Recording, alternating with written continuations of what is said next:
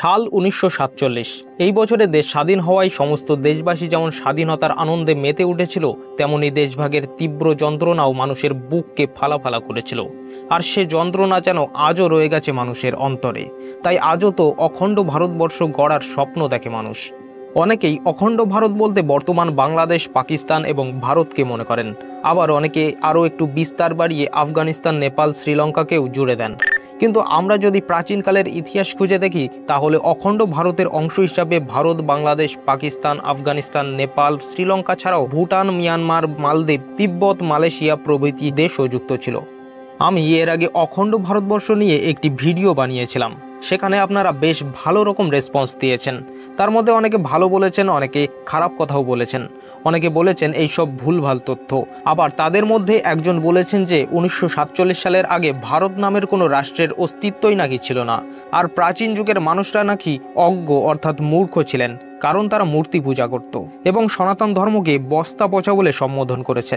তার এই কথা থেকেই বোঝা যায় যে সে কতটা কুৎসিত চিন্তাধারার অধিকারী।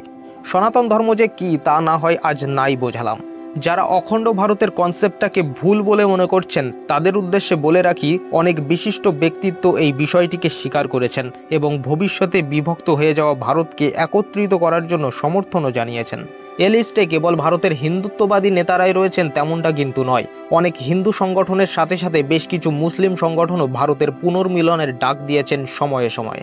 আজ আমরা এই ভিডিওর মাধ্যমে জানব কোন সেই সমস্ত সংগঠন বা ব্যক্তিবর্গ যারা ভারতের পুনর্মিলনের ডাক দিয়েছেন। আর সত্যিই কি অখণ্ড ভারত গড়া সম্ভব? আর যদি সেটা হয়েও যায়, তাহলে বিশ্বের দরবারে অবিভক্ত ভারতের প্রভাব ঠিক কী হতে পারে? যে কোনো দেশ যখন একবার ভেঙে যায়, তখন তাকে সত্যিই কি রিইউনিয়ন করা সম্ভব? তার ওপর আবার যদি ধর্মের ভিত্তিতে সেই বিভক্তিকরণ হয়ে থাকে, যেমনটা ভারতকে ভেঙে ভারত পাকিস্তান হয়েছে। আমরা কেবল একে অপরকে গালাগালি করি, হিংসা আর বিদ্বেষ ছড়িয়ে যাচ্ছি, আর এই সমস্ত কারণে সময়ে সময়ে যুদ্ধেও অবতীর্ণ হচ্ছি। আসলে এটাই তো ইংরেজদের উদ্দেশ্য ছিল। তাদের একটিই policy, divide and rule policy. ইংরেজরা যেখানে যেখানে তাদের উপনিবেশ গড়ে তুলেছিল, সেখানেই তারা জাতির ভিত্তিতে দেশগুলিকে বিভক্ত করেছে। সারা জীবন এই দেশগুলো নিজেদের মধ্যে যুদ্ধ নিয়েই ব্যস্ত থাকবে, আর তার মাঝখানে নিজেদের আখের গুছিয়ে নেবে।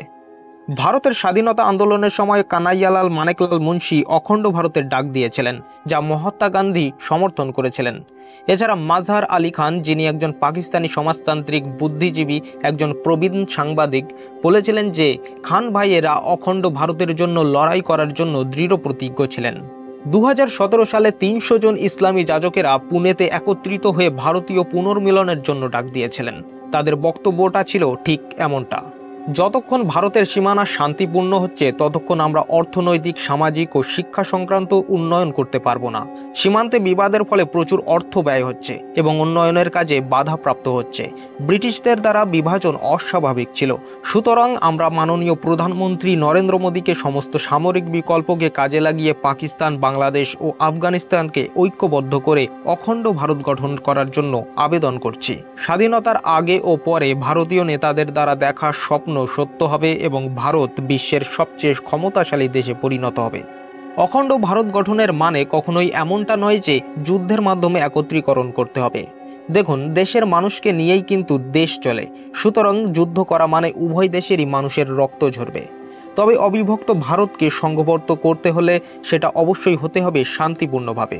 যেমনটা আমরা করতে পারি তা হলো ভারত এবং ভারতের থেকে বিচ্ছিন্ন হওয়া দেশগুলির মধ্যে আলোচনা সাপেক্ষে একটি উচ্চমানের সরকার গঠন করা যেতে পারে।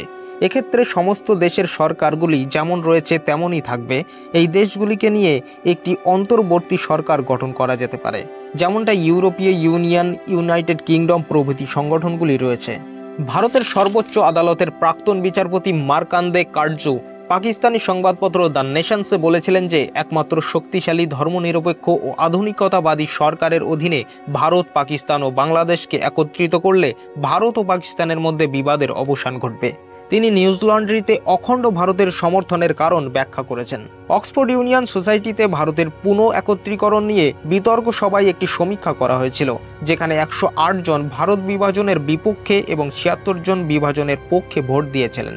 ২০০৪ সালে ভারতের প্রাক্তন উপপ্রধানমন্ত্রী লালকৃষ্ণ আডবাণী ভারত ও পাকিস্তানের মধ্যে এক মিত্রসংঘ গঠন করার প্রতি সওয়াল করেছিলেন, যা ইউরোপীয় ইউনিয়ন, মার্কিন যুক্তরাষ্ট্র, সোভিয়েত রাশিয়া ও গণপ্রজাতন্ত্রী চীনকেও টক্কর দেবে। সারা বিশ্বের ডেঞ্জারাস বর্ডার লাইনের মধ্যে অন্যতম একটি হলো ভারত পাকিস্তান বর্ডার। শুধুমাত্র নিজেদের মধ্যে যুদ্ধের কারণে দেশের উন্নতি সাধনে ব্যাঘাত ঘটে।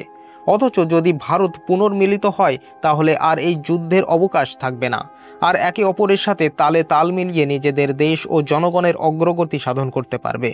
আচ্ছা, আপনাদের এই বিষয়ে কি মনে হয়? ভারতের পুনর্মিলন হলে সমস্ত দেশের মানুষ কি মিলেমিশে থেকে নিজেদের উন্নতি সাধন করবে, নাকি পুনর্মিলিত হওয়ার ফলে বিবাদ আরো বৃদ্ধি পাবে? কমেন্ট করে জানান আপনার মূল্যবান মতামত।